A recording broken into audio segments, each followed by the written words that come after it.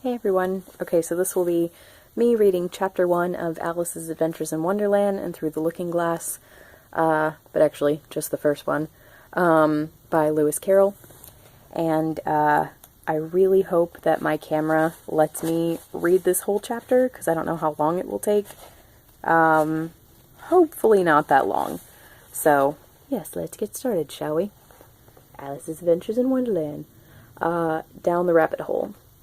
Alice was beginning to get very tired of sitting by her sister on the bank and having nothing to do. Once or twice she had peeped into the book her sister was reading, but it had no pictures or conversations in it. And what is the use of a book, thought Alice, without pictures or conversations? So she was considering in her own mind, as well as she could, for the hot day made her feel very sleepy and stupid, whether the pleasure of making a daisy chain would be worth the trouble of getting up and picking the daisies, when suddenly a white rabbit with pink eyes ran close by her. There was nothing so very remarkable in that, nor did Alice think it so very much out of the way to hear the rabbit say to itself, oh dear, I shall be too late." When she thought it over afterwards, it occurred to her that she ought to have wondered at this, but at the time it all seemed quite natural. But when the rabbit actually took a watch out of its waistcoat pocket and looked at it, and then hurried on, Alice started to her feet, for it flashed across her mind that she had never before seen a rabbit with either a waistcoat pocket or a watch to take out of it, and burning with curiosity, she ran across the field after it, and was just in time to see it pop down a large rabbit hole under the hedge. In another moment, down went Alice after it, never once considering how in the world she was to get out again.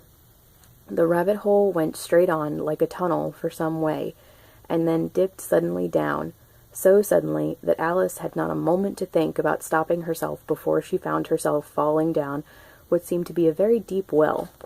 Either the well was very deep, or she fell very slowly, for she had plenty of time, and she went down to look about her, and to wonder what was going to happen next. First, she tried to look down and make out what she was coming to, but it was too dark to see anything. Then she looked at the sides of the well and noticed that they were filled with cupboards and bookshelves. Here and there she saw maps and pictures hung up on pegs. She took down a jar from one of the shelves.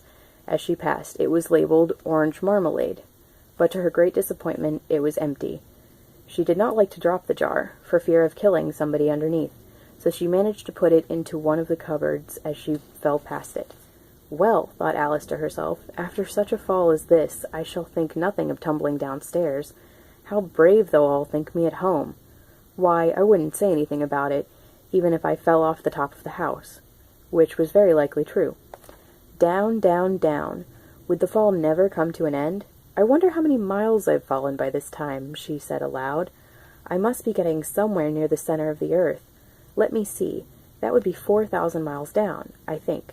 For you see, Alice had learnt several things of this sort in her lessons in the schoolroom, and though this was not a very good opportunity for showing off her knowledge, as there was no one to listen to her, still it was good practice to say it over. Yes, that's about the right distance. But then I wonder what latitude or longitude I've got to. Alice had not the slightest idea what latitude was, or longitude either, but she thought they were nice, grand words to say. Presently she began again. I wonder if I shall fall right through the earth. How funny it'll seem to come out among the people that walk with their heads downwards. The antipathies, I think. She was rather glad there was no one to hear her this time, as it didn't sound at all the right word.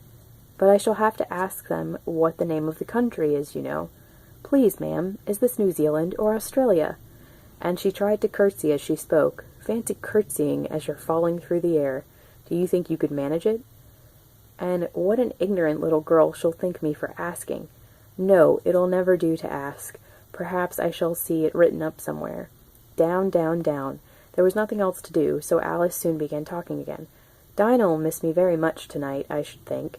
Dinah was the cat. I hope they'll remember her saucer of milk at tea time. Dinah, my dear, I wish you were down here with me. There are no mice in the air, I'm afraid, but you might catch a bat, and that's very like a mouse, you know. But do cats eat bats, I wonder? And here Alice began to get rather sleepy, and went on saying to herself in a dreamy sort of way, do cats eat bats? Do cats eat bats? And sometimes, do bats eat cats? For you see, as she couldn't answer either question, it didn't much matter which way she put it. She felt that she was dozing off, and had just begun to dream that she was walking hand in hand with Dinah, and was saying to her very earnestly, now, Dinah, tell me the truth. Did you ever eat a bat? When suddenly, thump, thump, down she came upon a heap of sticks and dry leaves, and the fall was over. Alice was not a bit hurt, and she jumped up onto her feet in a moment. She looked up, but it was all dark overhead. Before her was another long passage, and the White Rabbit was still in sight, hurrying down it. There was not a moment to be lost. Away went Alice like the wind, and was just in time to hear it say, as it turned a corner, oh, my ears and whiskers, how late it's getting. That's fun. She was close behind it when she turned the corner, but the rabbit was no longer to be seen. She found herself in a long, low hall, which was lit up by a row of lamps hanging from the roof. There were doors all round the hall, but they were all locked. And when Alice had been all the way down one side and up the other, trying every door, she walked sadly down the middle, wondering how she was ever going to get out again. Suddenly she came upon a little three-legged table, all made of solid glass, and there was nothing on it but a tiny golden key, and Alice's first idea was that this might belong to one of the doors of the hall, but alas, either the locks were too large, or the key was too small. But, at any rate, it would not open any of them. However, on the second time round she came upon a low curtain she had not noticed before, and behind it was a little door about 15 inches high. She tried the little golden key in the lock, and to her great delight it fitted.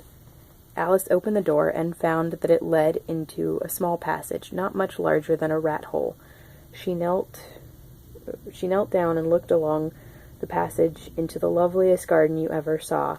How she longed to get out of that dark hall, and wander about amongst those beds of bright flowers and those cool fountains. But she could not even get her head through the doorway. And even if my head would go through, thought poor Alice, it would be of very little use without my shoulders. Oh, how I wish I could shut up like a telescope. I think I could, if I only knew how to begin.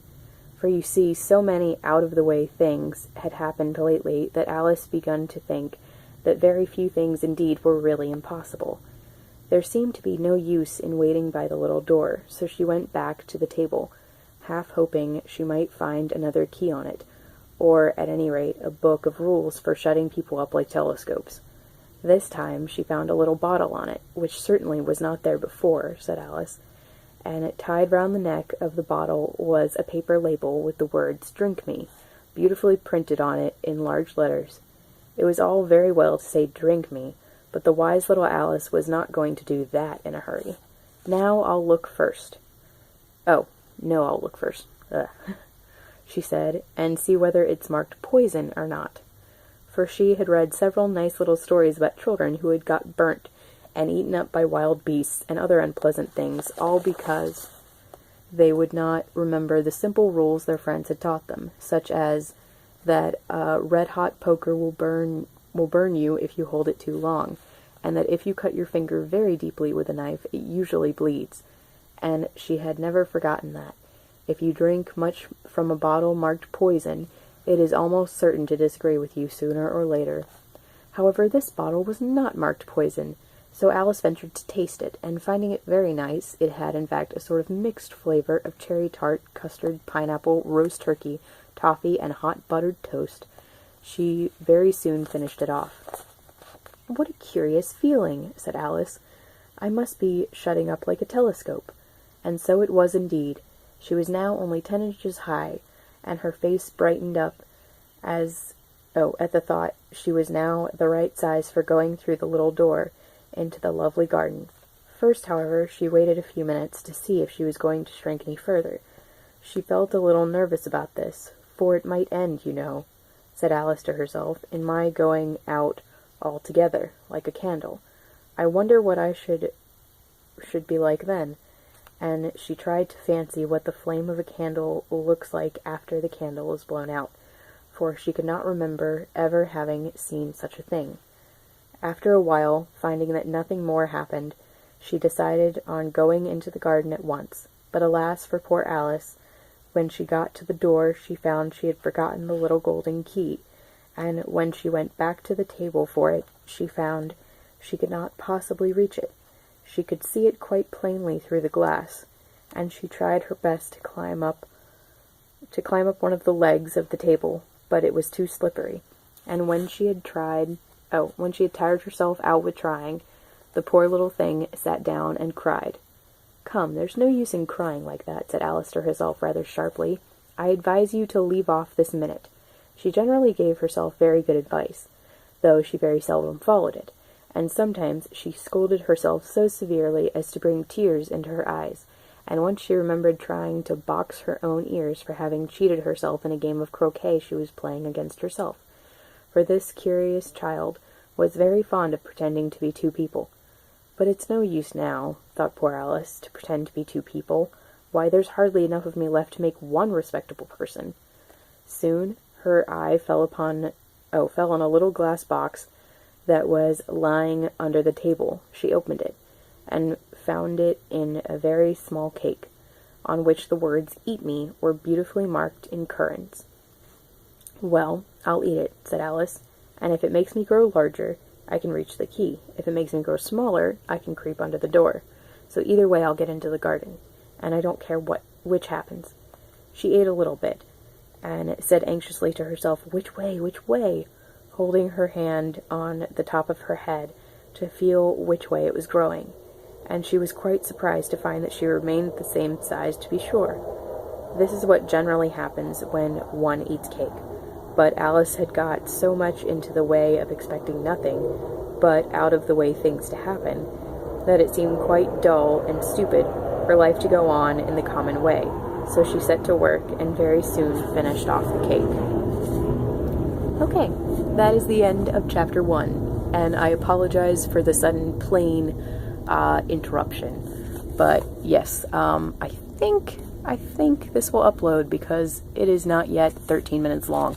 So, I hope you guys enjoyed that. I hope I didn't trip over my words too much. I actually thought that was a pretty good read-through for me. Usually when I read aloud, I mess up my words quite a lot more than that.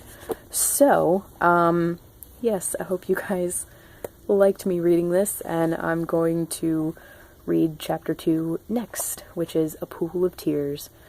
I don't know if I'll post this early or not. I'm actually filming this quite early. It's only St. Patrick's Day, and yes, I am wearing green, Yoda. Yeah, I'm not really sure if I'll post this early or if I'll just go ahead and start in April. We shall see. So thank you guys so much for watching, and I really hope you enjoyed this. And stay tuned for the next chapter. Bye.